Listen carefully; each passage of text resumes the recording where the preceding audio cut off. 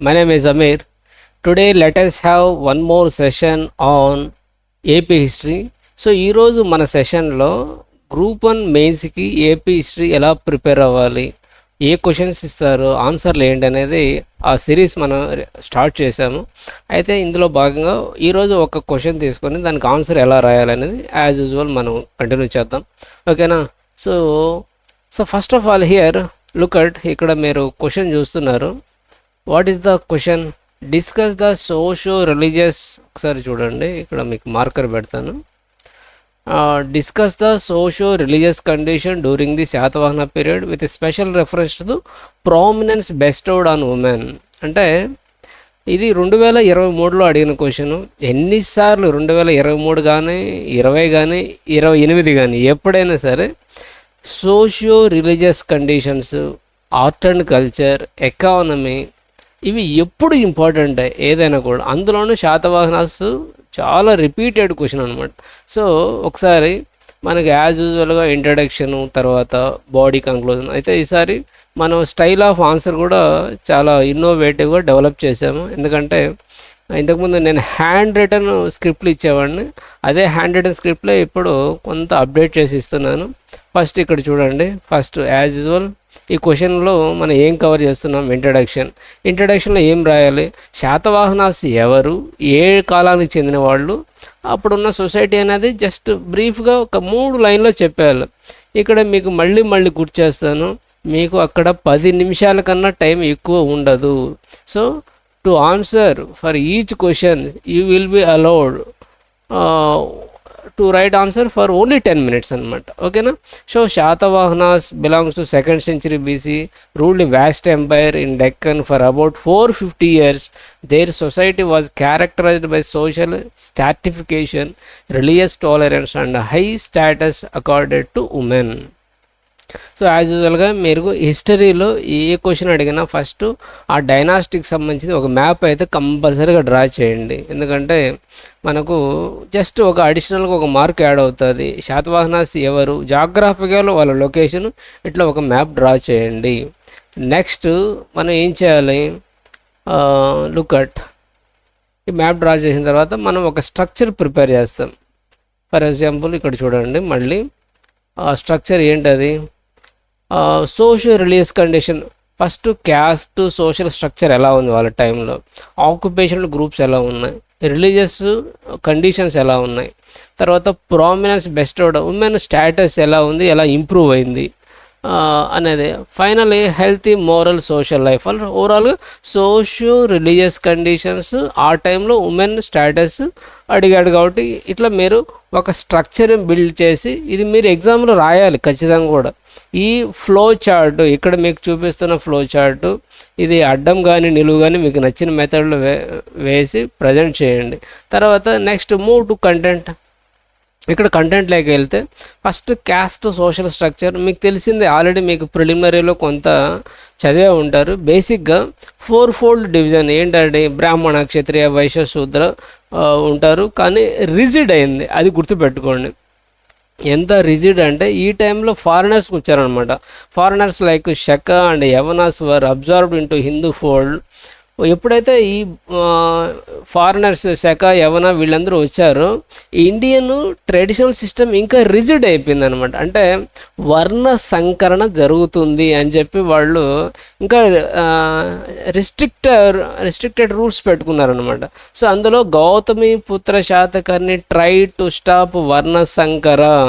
విదేశీ జాతులు భారతీయులతో కలిసి వివాహ సంబంధాలు, తర్వాత క్షత్రియుల కన్నవటడం, తర్వాత ఏది బుద్ధిజంలోకి హిందూయిజంలో మారిపోవడం, ఇట్లా ఇండియన్ కల్చర్లే కలిసిపోతున్నారు, మన ప్యూరిటీ పోతుందని ఇలాంటి ఒక దాన్ని ఆపడానికి, దీన్నే వర్ణ సంకర అంటారు, దాన్ని ఆపడానికి ఈవెన్ గౌతమిపుత్ర శాతకర్ణి ట్రై చేశాడు. Okay. Society also divide the based of professions. Already caste based divide చేశారు, ఇప్పుడు ప్రొఫెషనల్ బేస్డ్ కూడా డివైడ్ ఉంది సొసైటీ అని చెప్పి మనం ఇక్కడ చెప్తున్నాం అనమాట. ఏంటది? For example society also divide to the basis of professions. Cultivators, merchants, carpenters, gold Smith, ఇవన్నీ ప్రొఫెషనల్ క్లాస్ అనమాట. దాన్ని టర్మ్స్ హలికా, సేతి, ఇవన్నీ జస్ట్ మీకు గుర్తున్నవి కనీసం 2-3 అయినా రాయండి. Next people of same profession formed శ్రేణి, మనకు ఒకే కమ్యూనిటీ వాళ్ళందరూ కూడా గిల్డ్గా ఫామ్ అయ్యారు, ఒక గ్రూప్ అనమాట. ఓకే, తర్వాత నెక్స్ట్ రిలీజియస్ కండిషన్స్ ఎలా ఉన్నాయో చూద్దాం ఇప్పుడు. అంటే మనకు రిలీజన్ అంటేనే గుర్తు రావాల్సింది మీకు హిందూయిజం, బుద్ధిజం, జైనిజం, ఆ మతాల పరిస్థితి ఎలా ఉంది, దేనికి ప్రమోట్ చేశారు మనం రాయాల్సి ఉంటుంది. నెక్స్ట్ ఇక్కడ చూడండి, Satakarni 1 performed Ashvamedha, Rajasuya sacrifice, Vedic tradition revived. Okay, హిందూయిజాన్ని రివైవ్ చేశారు అనడానికి ఇది బెస్ట్ ఎగ్జాంపుల్. ఏంటివి? Ashvamedha and Rajasuya yagas. Next Gautamiputra Satakarni described himself as ఏక Brahmana and was great supporter of Brahmana. Clearly itself says, ఏక బ్రాహ్మణ అంటే నేను బ్రాహ్మణ దానికి సంబంధించిన సంస్కృతిని పరిరక్షిస్తున్నానని చెప్పకనే చెప్తుంది అనమాట. Okay, at the same time Satavahana patronised Buddhism. ఓకేనా, మనకు బెస్ట్ ఎగ్జాంపుల్ ఏంటి ఆ టైంలో? Nagarjuna, the founder of Madhyamika school, lived at Sriparvata, Nagarjunakonda, grants to Buddhist chaitya and విహారవర లిబరల్. ఇది మీకు తెలిసిందే, కొత్త విషయాలు ఏం కాదు, ఒక ఆర్గనైజ్డ్ వేలో రాయడం. బట్ జైనిజం మాత్రం అంతగా ప్రమోషన్ లేదు, దాన్నే ఇక్కడ రాస్తామన్నమాట. ఏమని? Jainism received less patronise through centres like Kalinga, Malwa and Mysore. అదే టైంలోనే మైసూరు, కళింగ ఇక్కడ జైనిజం బాగా ప్రమోట్ అవుతుంటే ఇక్కడ మాత్రం జైనిజాన్ని ప్రమోట్ చేయలేదు. సో ఈ కంటెంట్ అంతా కూడా మీరు ఒక ఫ్లో చార్ట్లో ఎక్కడో చోట ప్రజెంట్ చేయండి, బిగినింగ్ కానీ మధ్యలో కానీ. ఈ రిలీజియస్ కో ఎగ్జిస్టెన్స్ శాతవాహన పీరియడ్లో హిందూయిజం, బుద్ధిజం, జైనిజం. ఓకేనా, హిందూ బ్రాహ్మణ ఏం చేశారు, బుద్ధిజం ఎట్లా ఉంది, ఎలా ప్రమోట్ చేశారు, స్తూప, విహార, ఇవన్నీ నాగార్జునకొండ. సో దీన్ని మనం ఫ్లో చార్ట్ చూడంగానే మీ దగ్గర కంటెంట్ ఉందని వాళ్ళకి అర్థమైపోతుంది. నెక్స్ట్ ఇప్పుడు క్వశ్చన్లో అడిగిన ఇంకొక పార్ట్ ఏంటంటే ప్రామినెన్స్ బెస్టౌడ్ ఆన్ ఉమెన్. అంటే ఉమెన్ గ్రోత్, డెవలప్మెంటు, తర్వాత ప్రమోషన్, అంటే వాళ్ళ లైఫ్ స్టైల్ ఎలా ఉంది అంటే ఇది ఇక్కడ అనమాట. First women enjoyed high status in Satavahana society. Okay, మనకు ఓల్డ్ అయినా సరే ఉమెన్ వర్ ఎంకరేజ్డ్. ఎలా తెలుస్తుంది అంటే queens like Naganika and Balashri played a dominant role in state affairs. Name of the kings were associated with their mothers, Gautamiputra and Vasishthiputra. అంటే ఆ కాలంలో వాళ్ళు కొంతమంది వాళ్ళ మదర్ పేరుని యాడ్ చేసుకున్నారు వాళ్ళ పేరుతో పాటు.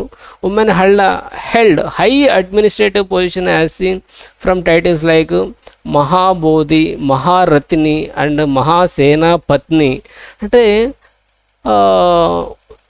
గ్రేట్ మినిస్టర్స్ ఉన్నట్లే వాళ్ళ వైఫ్స్ అంటే వాళ్ళకు కూడా కొంచెం ప్రయారిటీ ఉన్నట్లు ఈ పేర్లు చెప్తాయన్నమాట. మహాసేనాపత్ని, మహారత్ని అంటే అడ్మినిస్ట్రేషన్లో కూడా ఉమెన్ కీ రోల్ ప్లే చేశారు అనేది best example. Royal women and rich merchants donated liberal grants to Buddhist chaitya and viharas. అంటే women voice was recognised.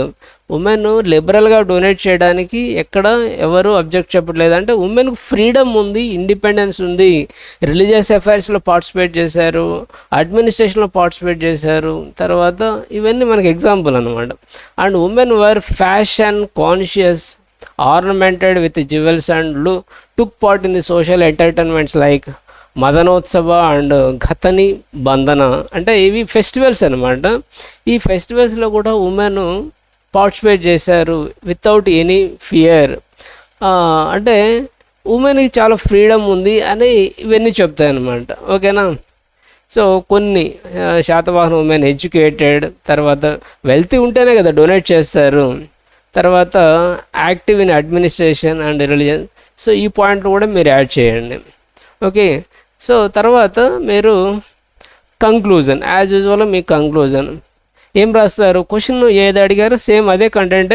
Satavahana is witnessed a balanced society where social order, economic life and religious tolerance flourished. అంటే మత సహనం తర్వాత ఉంది, తర్వాత ఆర్థిక రంగం అభివృద్ధి ఉంది, తర్వాత most importantly women enjoyed remarkable status in political, religious and social life.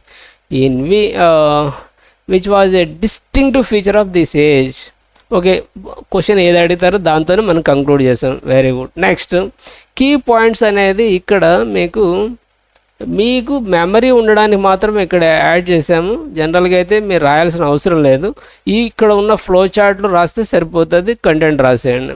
Caste system rigid but flexible. Occupational groups ఉన్నాయి. Brahmanism patronised, Buddhism also flourished, women high status. ఇది ఒక జస్ట్ మనం ఏం రాసాము, కీ హెడ్డింగ్స్ అనమాట. ఈవెన్ బిగినింగ్లో కూడా రాయొచ్చు కావాలంటే. సో ఇది ఒకటి బుద్ధిస్ట్ కేవ్ కార్లో ఇవి రిలీజియస్ ఫ్లోరిష్ అనమాట. ఇది సింబాలిక్ అనమాట. సో మీరు పెన్సిల్తో ఈవెన్ పెన్తోనే డ్రా చేసేయచ్చు ఇవి. సో ఖచ్చితంగా ఇదంతా చదివిన తర్వాత మీకు ఏమనిపిస్తుంది, once look at. So introduction తర్వాత హిస్టరీలో ఏదైనా డైనాసిటీ అడిగితే వాళ్ళకి సంబంధించిన జాగ్రఫికల్ మ్యాప్ ఒకటి, తర్వాత మనం రాసే కంటెంట్ ఒక ఆర్గనైజ్డ్ ఫ్లో చార్ట్ ఒకటి, తర్వాత ఈవెన్ హెడ్డింగ్ వైజ్ ఇట్లా మనం డివైడ్ చేసుకుంటే సరిపోతుంది అనమాట. ఓకేనా. అండ్ ఫైనలీ లాస్ట్ కంక్లూజన్ రాసేయండి మీరు. ఈ ఫ్లో చార్ట్లు అయితే అక్కడక్కడ యాడ్ చేయండి. సో ఇదంతా కూడా మీరు చేయడానికి 10 నిమిషాల కన్నా టైం ఎక్కువ ఉండదు, అంతకుమించి ఏమీ రాయలేరు. So this is the way to write answer for this question అనమాట. సో ఇలాంటివి మీకు కంప్లీట్ ఏపీ హిస్టరీ మీద 50 క్వశ్చన్లు, ఇండియన్ హిస్టరీ మీద 50 క్వశ్చన్లు సేమ్ ఇదే ఫార్మాట్లో మీకు తయారు చేసి ఇస్తాను మీకు. ఓకేనా.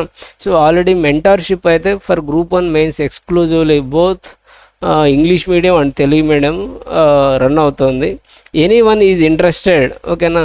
ఈ programme of course prelims qualify అవుతానన్న నమ్మకం ఉన్న వాళ్ళు they can take our course. ఓకేనా.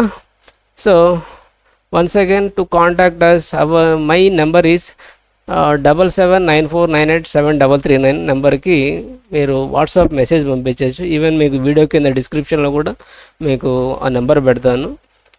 Please send request to this number to check the quality of answers.